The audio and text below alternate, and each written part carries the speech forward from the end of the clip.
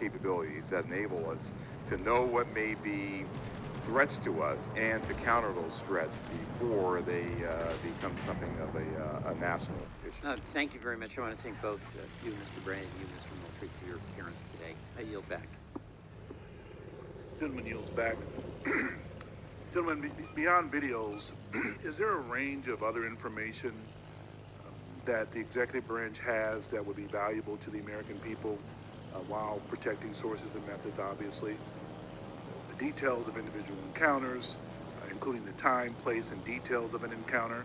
And does the AIMSOG have a clear and repeatable process for considering public release as part of the process? Chairman Carson, and do you commit to building that process if it's not in place?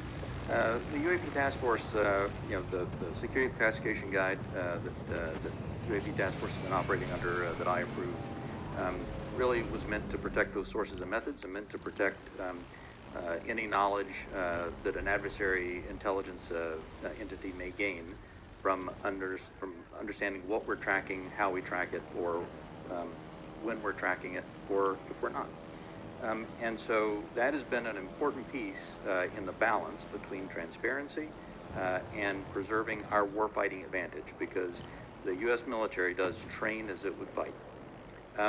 What I will commit to is, at least for that material that's under my authority as the Deputy Director of Naval Intelligence, for information that we have when it does not involve sources and methods, and when we can, with a reasonable degree of confidence, determine that it does not pose a foreign intelligence or national security threat, and it's within my authority to do so, I commit to declassifying that. So I believe very much in the transparency of this, and we work very hard to balance that with our national security needs. And I'll just add, Congressman, just over the last 3-4 months, I think that the intelligence community and the national defense apparatus have disclosed more information on various events than it has in probably the previous 10 years.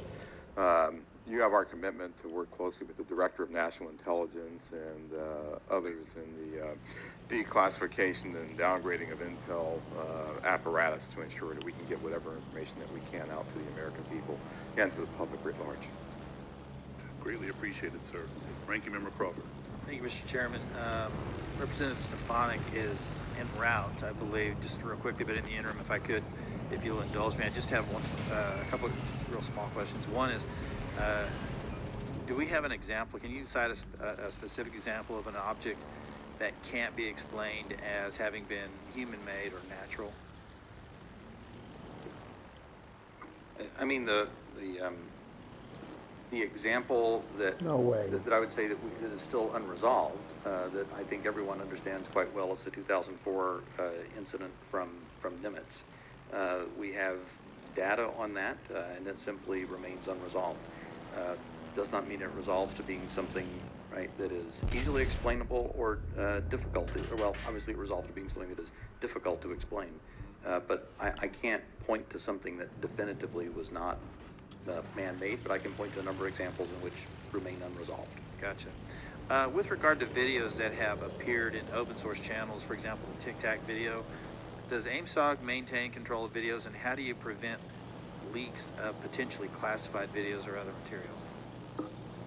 So the AIMSOG, as we establish that organization, we will have a process for classified and compartment holdings, and we will find a way of getting positive control over those. We have our sensitive access program, special access programs that allow us to put what we call SAPs around things. See what happens. And there's controlled access programs that allow us to put caps around things. So we'll have that in place.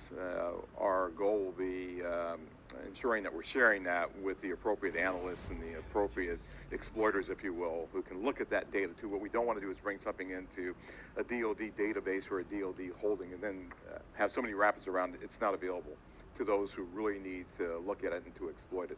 And that's one of the reasons that we're establishing relationships with the interagency, with the IC and others to be able to do that, sir. But we will do our best to maintain positive control over the materials that we have within our holdings.